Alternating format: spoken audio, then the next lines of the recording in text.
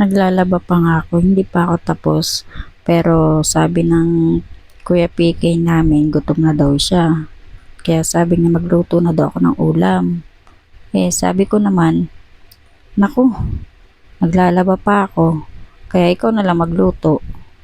Aba, adi go na go din siya. Kaya ayan, gusto daw niya pritong manok. Nilinisan ko lang yung manok.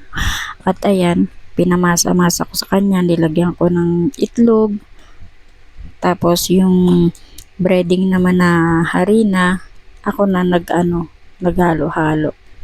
Ayan na, kinoting lang niya dun sa ating breading para medyo malutong siya. Pinaghalong harina lang yan, cornstarch, asin at saka pamintang pino.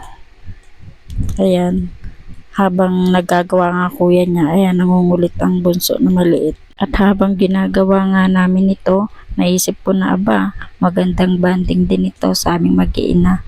Kahit naglalaba ako, nagluluto ang kuya, siya na rin magpiprito niyan mamaya. Yan. At ang bunso naman, kinukuha yung harina, ginagawa niya, nilalagay sa muka. Ginagawang pulbos. Kulit no? Ayan. Nangungulit lang habang yung kuya niya may ginagawa. Kanya naman lagi yan.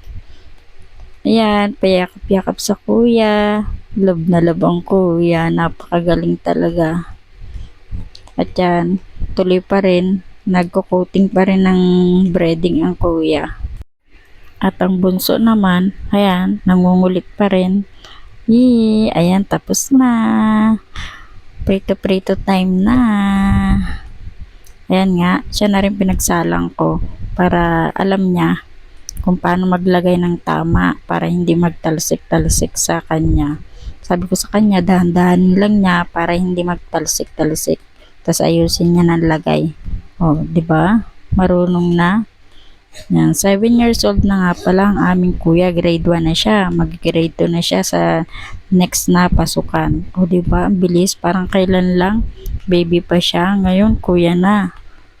Ang galing-galing na rin magluto. Marunong na siya magluto ng itlog.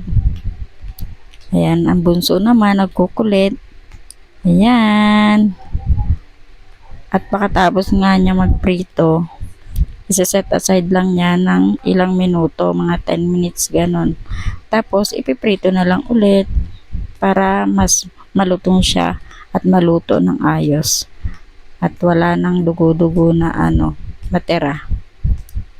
Alright, kain na! Thank you for watching.